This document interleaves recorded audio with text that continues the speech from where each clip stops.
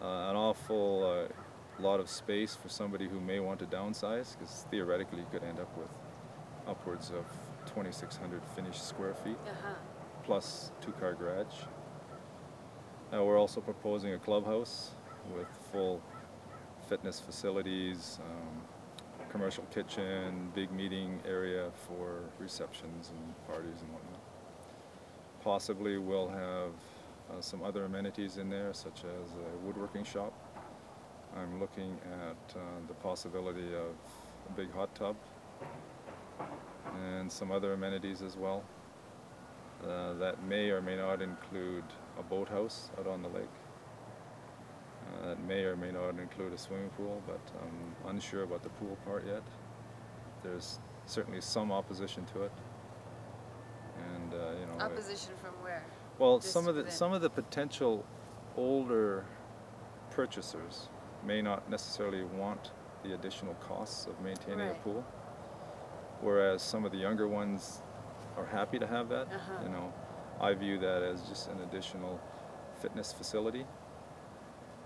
But again, it's one of those situations where we'll probably sort of do our own informal polls, and if there's more opposed to it, then we probably won't proceed with it. But if there seems to be an interest, then we will proceed. It's But a pretty massive undertaking, it seems. it is, yes. Can I ask you a little bit about, obviously nobody is going to come in here and spend that kind of money to develop something like that without doing some research Yes. that it's a feasible thing to do. So can you tell us a little bit about what kinds of things have you done, or? One of the very easy things to how to address that question is that because I'm in the consulting engineering business, Mm-hmm. we do an awful lot of projects for others, and I've seen all kinds of projects going on all around the West Kootenay here. Mm-hmm. I've also seen what's going on in the East Kootenay. I've talked to lots of realtors. I've attended lots of trade shows, and we've done some very informal, and I'm saying informal because we haven't actually created a questionnaire sheet, but Right. we've had, sort of lots of questions that we've asked people at trade shows, for Mhm. example, and I've looked at sort of the demographics of, where the baby boomers are coming from, what, they might be looking for in places to live, Mm-hmm. things of that nature. So I have been looking at this for quite a few years, and I've been looking at this particular project specifically since January of this year. Uh-huh. So I've, Well, obviously you're pretty confident. I am confident, yes, and I wouldn't have gone to this level of financial commitment if Mhm. I wasn't confident. Yeah. And in spite of what's going on in the news with all the negative, stories coming out of, this bank collapsing and that bank collapsing, and some of the issues going on in the U.S. and potentially slowing economy and all of those things, not that worried about it. And certainly it's something that, the one has to pay attention to, Mm-hmm. but it's certainly not going to sort of sway this development one way or the other.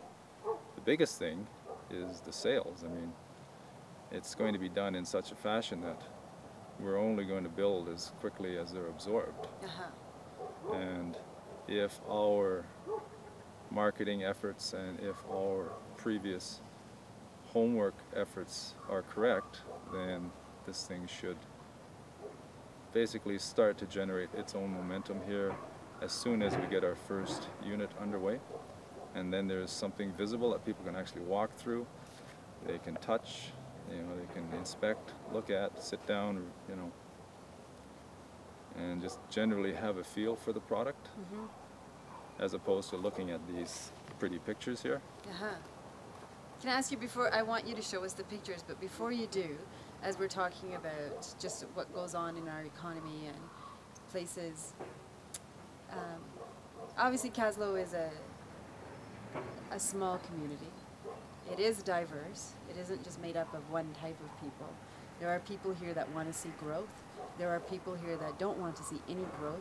And there's, I think, a lot of people in between that just would like to make ends meet and and have a good, comfortable life in a beautiful place. How do you think your development plays into that? Like, what do you have anything? What would you comment on those kinds of things here in a small town?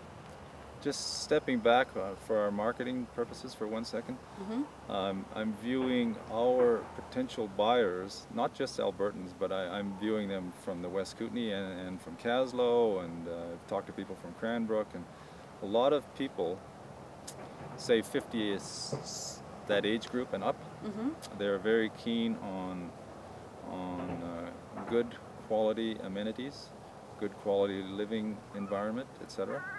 So a lot of the people that I've spoken to are planning on selling their home and then downsizing to a place just like this. So now their house comes on the market, whether it's a big house, small house, whatever, it comes on the market. And those people then become potential purchasers of, you know, this product in this development here. And so our group of potential purchasers are basically going to be the empty nester types, in theory. It doesn't have to be, but certainly the ones who want very energy efficient construction, very eco-friendly construction, because we are going to go as green as possible, and definitely want to go very energy efficient. So people who come in here are probably going to sell their homes wherever. Some of them will probably purchase this as a second home, perhaps. There might even be the odd one who may purchase this as possibly a rental home. And I'm not going to discount that either. You know, we're not marketing this as, you know, as an investment for rental purposes. And those kind of safeguards will be put in place. I mean, I'm not going to say that, no, you can't rent it out. I'm just saying that, you know, our primary market is going to be, you know, the empty nester types, and whether they want to be fully retired or semi-retired or whatever, you know, with all the amenities to live here year-round if they so choose.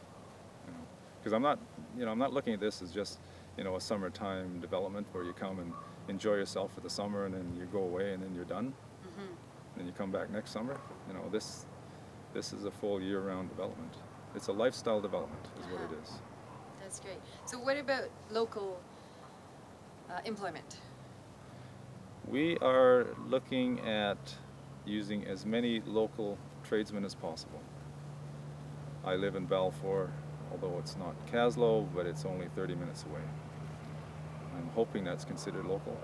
A lot of the people that I've spoke to already, hopefully they will become our suppliers. I've already got quotes from some local suppliers on all sorts of components of this, and we have resumes from a number of local tradesmen that we want to employ. So one of our key guys, he's a journeyman floor layer. He actually lives in Mirror Lake right now, and he actually works for us as an employee, Penco Homes, and he's very much sort of typical of what we're proposing for our work staff. I want to get as many locally as possible, and you know, if I can have 10 different tradesmen working here at one time, you know, constructing, great. If I have the sub-trades and they're all local, or the majority of them would be local, then that's our goal. So my philosophy is very simple.